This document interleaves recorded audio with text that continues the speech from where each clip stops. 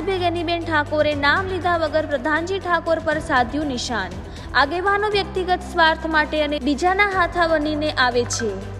વાવ ધારાસભ્ય ગેનીબેન ઠાકોર આવ્યા થરાદ ધારાસભ્ય ગુલાબસિંહ રાજપૂતની તરફેણમાં। 3 દિવસ અગાઉ પ્રધાનજી ઠાકોરે ગુલાબસિંહ રાજપૂત પર કર્યા હતા આક્ષેપ।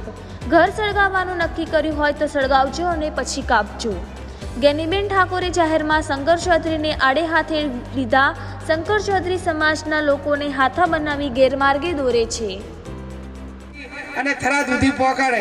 ઘણી વખત તો મને તો મેં એવું સાંભળેલું કે 2-3 બકરા હોય ને બકરા હોતું હોય ભલે હેતના બધું।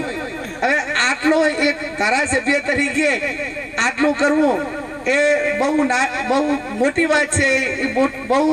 એ અમારે બધાને પણ એમાંથી શીખવું પડે કે ચેટાન બકરાન કે કદાચ હેતણા ના લઈએ તો કાંઈ નહીં, પણ જે માણસ ઊભો હોય ને અમારે બે ગાડીની જગ્યા હોય નીકળ્યા બેહાડવું પડે।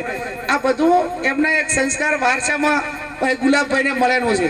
ત્યારે ફરી પણ આપ સૌને મારી વિનંતી કે કોઈ નાના મોટી વાતો કરે, કોઈ આગેવાનો આવશે એમના વ્યક્તિગત સ્વાર્થ માટે, કોઈ બીજાના હાથા પડીને આવશે અને કોઈ બીજાના હિસાબે બીજાની મહેરબાનીથી દીવતા હોય એ બધા મિટિંગો કરશે ને પૂજનો કરશે, ટિકિટો માગશે, બીજાને નોળે હાલવા માટેની વર્તાથી વાતો કરશે અને ભાઈ મને આમ કર્યું ફલાણા। એટલે ભાઈ હું 2012માં ચૂંટણી હારી હતી તો મેં તો કોઈને દોષનો ટોપલો નહીં આલ્યો કે ભાઈ મને ફલાણે વોટ ના આપે ને એક લોકશાહીની અંદર એક વખત ના આપે બે ને આપણામાં કંઈક ખામી હોય તો ના મળ્યા હોય અને એમાં આપણે બીજા કોઈને દોષનો ટોપલો આપીએ એ વસ્તુ એકદમ ગેરવ્યાજબી છે, એને વ્યાજબી ના ગણી શકાય।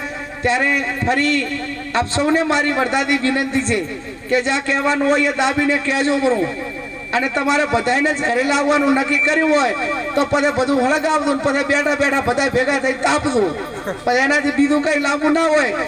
આખું બધું હળગે તો પછી ઘરે હળગે તો બધું એક સેકન્ડ હળગે તો બધે હળગે।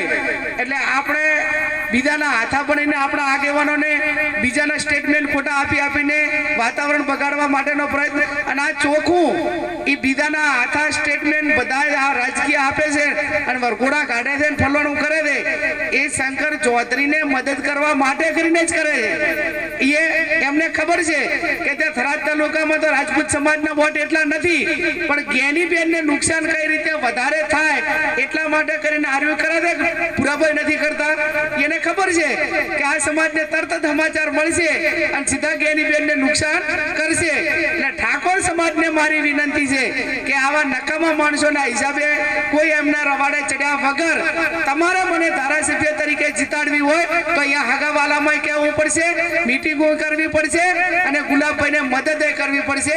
આવી મારી બે હાથ જોડીને તમને વિનંતી છે અને હરસ્પર્શ કરજો એવી ફરી પણ આપ પાસે અપેક્ષા રાખું છું।